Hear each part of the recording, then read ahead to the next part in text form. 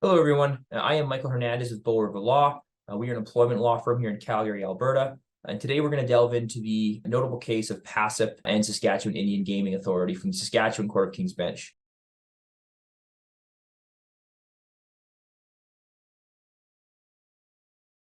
While this case is outside of Alberta jurisdiction, it is very important and likely applicable across Canada, as the decision is largely based on the principles of contractual interpretation. So in Pasap, the Saskatchewan court ruled that an employer must pay a whopping 26 years of long-term disability benefits to a wrongfully dismissed employee. So it's a very important case as it does kind of provide a stark reminder of the potential liability that employers can face when providing insufficient notice to employees. So just diving into some of the details here, Mr. Pasap was an employee with the Bear Claw Casino for 5 years and worked as a facilities manager at the time of his termination. Now, due to a back injury, Mr. Pasap went on disability leave in about March of 2011 and then didn't return to full-time hours until about a year later.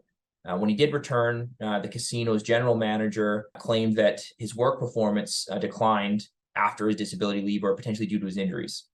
In August of 2012, the general manager arranged for a meeting between himself and Mr. Pasap. This situation was where a large issue arose. Mr. Pasap alleged that he was terminated, and the casino alleged that Mr. Pasap actually resigned. So this caused an issue because Mr. Pasap obviously filed a statement of claim against the casino, claiming wrongful dismissal. And because no notice was given whatsoever, the casino was potentially liable for, the entire amount of Mr. Pasap's notice period. So 4 months after the employment relationship ended, Mr. Pasap collapsed in a parking lot after suffering a congestive heart failure, which did require immediate surgery. Mr. Pasap argued that, and I'm just going to refer to this as the medical event, rendered him totally disabled within the meaning of the disability plan that he had as part of a term of his employment agreement, and that he also remained disabled until the date of trial.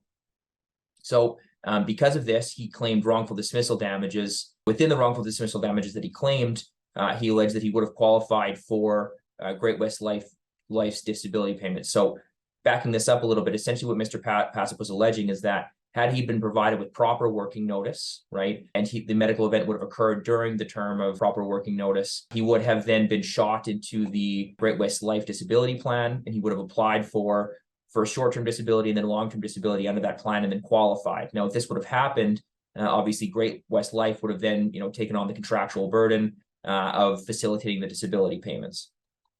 So, contrary to that, the casino argued at trial that Mr. Pasap first and foremost resigned, so he wasn't entitled to any reasonable notice or payment in lieu. And in the alternative, they argued that if he was terminated, the condition that he suffered wouldn't have qualified for being totally disabled under the disability plan. So a little bit into the realm of disability law, a lot of times these long-term disability contracts that we have as part of our employment agreements, they have a definition of something called totally disabled. And, to be totally disabled means that you can't perform the substantial aspects, typically of your own position for a short period of time, and then eventually for, any position that you've been, adequately trained for.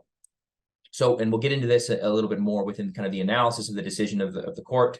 So based on written correspondence between the two parties that eventually corroborated Mr. Pasap's version of events, the court found that the plaintiff was terminated and he did not voluntarily resign.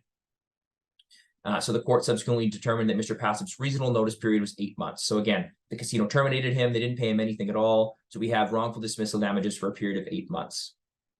The court then looked at the issue of Mr. Pasap's entitlement under the long-term disability payments. So to qualify, Mr. Pasap needed to prove or demonstrate that he met this definition of totally disabled within the meaning of the disability plan. And this would have required that his disability from the medical event persisted for 120 days or more. Okay, I'm just going to call that the waiting period.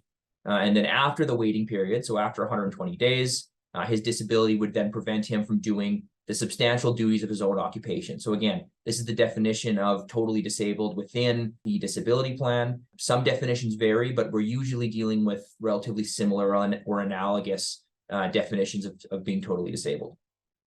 So the waiting period ended 3 days before Mr. Pasap's notice period expired. So again, we have a notice period of 8 months, right? And the waiting period, 120 days, for when he would actually qualify for long-term disability, expired just before the expiry of the notice period. So because of this, Mr. Pasap was correct in that if he had not been wrongfully dismissed, he would have actually qualified and then received long-term disability payments under the disability policy.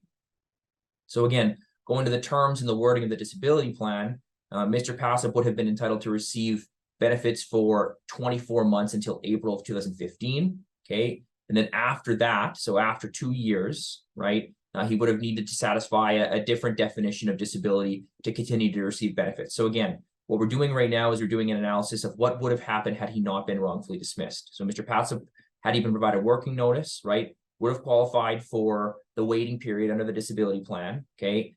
He would have then received benefits likely for 2 years, right? However, after this 24-month period was over, the term of disability changed. So then the court does an analysis on whether, Mr. Pasap's condition satisfied the higher requirement of disability after a 24-month period, okay? And this definition is Mr. Pasap's disability would have had to prevent him from performing any gainful occupation that would enable him to earn 66.67% of his pre-disability earnings. So again, a different kind of level or requirement of disability. So the court did find that Mr. Pasap would have satisfied the definition change, and his disability prevented him from holding any gainful employment from 2015 until the date of trial. Okay, so the court ended up ordering the casino to pay Mr. Pasap long-term disability benefits reflecting his entitlements from April 13th, 2013 through to his 65th birthday, which is actually 26 years. So again, very, very substantial. So a little bit of a side note on this, and an interesting aspect of the case is that the court found that the disability plan was actually a cost shared plan. So because of this, and when I say cost shared, it means that deductions were taken from Mr. Pasap's paycheck to actually contribute to the disability plan as a benefit of his employment agreement. Now, because this was a cost shared plan, and the expiration of the waiting period ended before the expiry of his notice period, Mr. Pasap actually received disability payments and wrongful dismissal damages for lost wages, or for, in lieu of his salary, his base salary, for about 3 days. So again, there was an overlap of disability payments and lost salary for 3 days.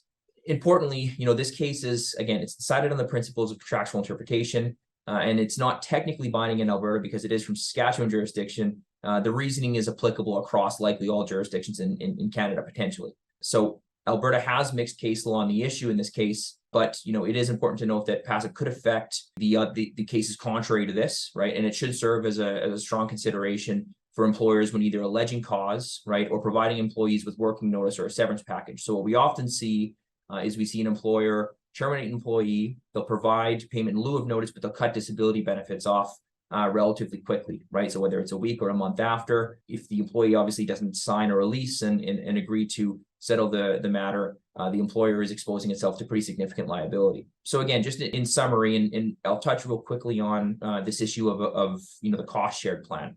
So the disability plan is a separate contractual agreement under the employment agreement. So we have our employment agreement. The disability plan is deemed to be an essential part of our employment agreement, but also kind of has different contractual rights that are associated with it, right? Now, because Mr. Pasap was actually contributing to the plan, right, so he was paying for it, it becomes a pretty significant contractual benefit that, he was relying on, right? And because of this, that's how we see, or that's how the court kind of reasoned that there should be this overlap of wrongful dismissal damages and disability payments. So typically courts kind of are hesitant to provide or allow for double recovery, right? Because disability payments are for the same thing, lost wages as wrongful dismissal damages are. Typically, we see a hesitation from the courts, but in this case, they allowed for it because of this cost shared plan aspect, right? So, the biggest takeaway from this case, employers specifically, right, is we do have to be very careful when we are making these decisions upon termination. This is a pretty good example of something where almost everything went wrong for the casino, right? But it shows how vulnerable employees can be in similar situations, right? These, disability contracts are something that we rely on as employees, right? They're pivotal aspects of our employment agreements, and therefore they should be taken seriously. And this case shows that an employee's rights and entitlements under this disability plan is something that will be taken seriously going forward, at least in Saskatchewan jurisdiction. Now, we'll wait and see if similar jurisdictions take the same approach.